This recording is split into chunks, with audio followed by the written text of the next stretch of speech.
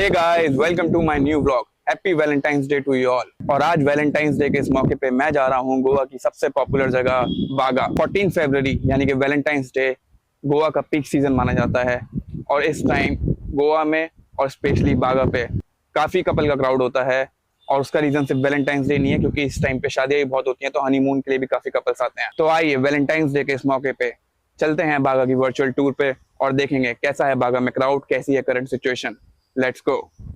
So guys, अभी बज रहे हैं दोपहर के 3 और काफ़ी खिली खिली सी धूप हो रही है और टेम्परेचर हो रहा है लगभग 30 डिग्री। बट गर्मी बिल्कुल भी नहीं है। वो बात अलग है, धूप काफ़ी खिली खिली सी है। जैसी पहाड़ों पे धूप होती है बिल्कुल वैसी धूप है। इस धूप में आपको गर्मी तो नहीं लगेगी क्योंकि हवा बहुत बढ़िया चल रही है, एटमॉस्फेयर बहुत बढ़िया हो रहा है। बट काले ज़रूर हो जाओगे, टैनिंग ज़रूर हो जाएगी। तो इसलिए सनस्क्रीन होनी बहुत ज़रूरी है सब गोवा में। अगर आप आ रहे हो तो सनस्क्रीन हर वक्त आपके पास रहनी चाहिए और हर 2 घंटे में उसे लगाते रहो, वरना आओगे गोरे और जाओगे काले। लेकिन गर्मी बिल्कुल भी नहीं है, बहुत ही प्लेजेंट और सेटिस्फाइंग सा वेदर है। जैसे कहते हैं ना, मीठा मौसम, एकदम मीठा सा मौसम है। और ये मार्च के एंड तक ऐसा ही रहेगा। और देखा जाए तो गोवा में टेक्निकली गर्मी पड़ती नहीं है। गोवा में सिर्फ 2.5 महीने के लिए गर्मी पड़ती है, अप्रैल से लेकर मिड ऑफ जून तक। और वो भी गर्मी नहीं होती प्रॉपर, वो होती है ह्यूमिडिटी। क्योंकि गोवा में काफ़ी हैवी बारिश होती है, तो उससे पहले ह्यूमिडिटी का वेदर रहता है। तो वो 2.5 महीने ह्यूमिडिटी का वेदर रहता है।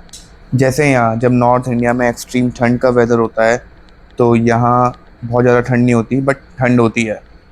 ऐसे ही जब नॉर्थ इंडिया में एक्सट्रीम गर्मी का वेदर होता है, तो यहाँ एक्सट्रीम गर्मी नहीं होती, ह्यूमिडिटी होती है। और हम मेन बागा में एंटर कर चुके हैं। इस वक्त हम हैं केलंगूट बागा रोड पे और ये लेफ्ट में है बागा रिवर। वैलेंटाइंस डे पे काफ़ी कपल्स यहाँ पे आते हैं, कायाकिंग करते हैं। बहुत ही रोमांटिक सी छोटी सी रिवर है। काफ़ी कपल्स कायाकिंग कर रहे थे और ये बहुत अच्छी एक्टिविटी है कपल्स के लिए, और बहुत ही सेफ भी और बहुत एंटरटेनिंग भी। और चीप भी कह सकते हो, क्योंकि एक बोट आपको 500 रुपये में मिल जाती है। उसमें मतलब ये नहीं कि पर पर्सन चार्ज होता है, आपको उसमें बोट मिल जाती है जिसमें 2 जने बैठ सकते हैं और कायाकिंग कर सकते हैं। और बागा रिवर पूरे नॉर्थ गोवा में सबसे सेफ और सबसे बेस्ट ऑप्शन है कायाकिंग करने के लिए, विद प्रॉपर फैसिलिटीज़ और पूरी देख रेख में।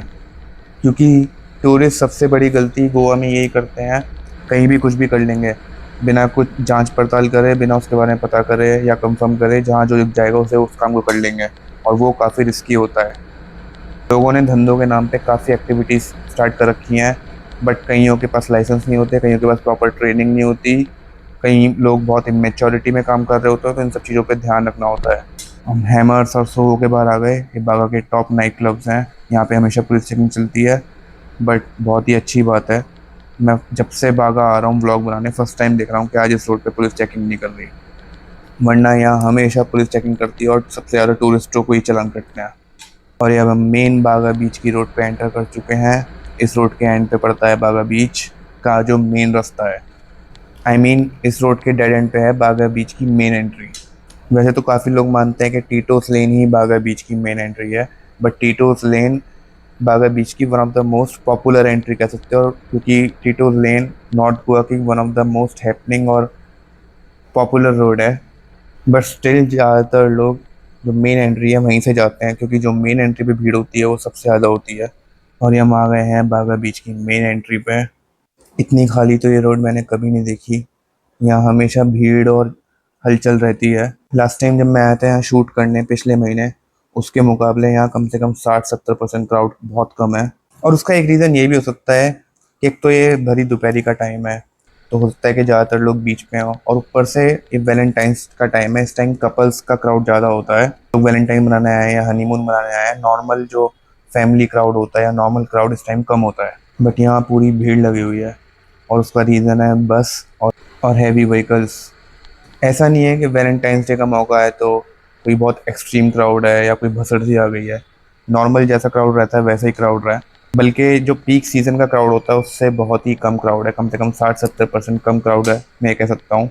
और रोड पे जितनी ब्लॉकेज दिख रही है, जितनी भसड़ दिख रही है, वहाँ आपको हमेशा बस दिखेगी या कोई हैवी व्हीकल दिखेगा, बिना उसके रश नहीं दिखेगा। वरना बागा पे पहले बिना बस और बिना गाड़ियों के भी काफ़ी रश रहता था, कि स्कूटी, बाइकों और पैदल चलने वाले लोगों से ही बहुत रश हो जाता था। वो बात अलग है कि मुझे मनी मन ये चीज़ बहुत अच्छी लग रही है, क्योंकि जब क्राउड कम होता है तो बागा बहुत ही खूबसूरत लगता है। बट ये चीज़ बहुत ही कंसर्निंग है, क्योंकि इंडिया में दो ही तो लोकेशन है वैलेंटाइंस डे के टाइम पे, एक मसूरी और एक गोवा, और गोवा तो नंबर वन है। गोवा तो मतलब वैलेंटाइंस डे के आसपास हॉटस्पॉट है, और सिर्फ इंडिया से ही क्या, पूरी दुनिया से लोग आते हैं यहाँ वैलेंटाइंस डे के आसपास सेलिब्रेट करने। और इस वक्त जितना क्राउड दिख रहा है इतना तो ऑफ सीज़न में रहता है, मैं ये भी नहीं बोलूँगा सीज़न में या नॉर्मल सीज़न में रहता है। और गोवा के 3 सीज़न है जिसमें सबसे ज़्यादा क्राउड रहता है, क्रिसमस, न्यू ईयर और वैलेंटाइंस। इस बार क्रिसमस और न्यू ईयर पे भी कहा जा रहा है कि कम क्राउड आया था, बट जिस तरह जो मेरा एक्सपीरियंस है, क्योंकि मैंने सब कुछ कवर किया है, मैंने क्रिसमस पे भी व्लॉग बनाया है, न्यू ईयर पे भी कवर किया है, तो उसके मुकाबले इस वक्त 60% कम क्राउड है कम से कम। शायद मैं वो भी कम ही बोल रहा हूँ, उससे भी ज़्यादा कम क्राउड है। और मैं जिन जिन एरिया को रुक के रिकॉर्ड कर रहा हूँ, जिन जिन स्पॉट्स पर रुक के रिकॉर्ड कर रहा हूँ, वो सब ऐसे स्पॉट्स हैं जहाँ हमेशा क्राउड रहता है, बट सड़कें खाली लग रही हैं, और जहाँ भी रश है, जहाँ भी ब्लॉकेज है, वो सिर्फ गाड़ियों का है। आप वीडियो में देख सकते हो। इस वक्त हम बागा बीच के सबसे मेन पॉइंट पे खड़े हैं, टीटोस लेन के बाहर। यहाँ ऑफ सीज़न में भी कई बार बहुत ज़्यादा रश रहता है, और मैं आज एक्सपेक्ट करके आया था, इसलिए मैं भरी दोपहरी में आया था कि बहुत ज़्यादा रश होगा तो थोड़ा इजी रहेगा, क्योंकि अगर दोपहर में रश रहता है तो शाम को रश और भी बहुत ज़्यादा हो जाता है। बट ऐसा लग नहीं रहा, किसी भी टाइम आ सकता था शूट करने।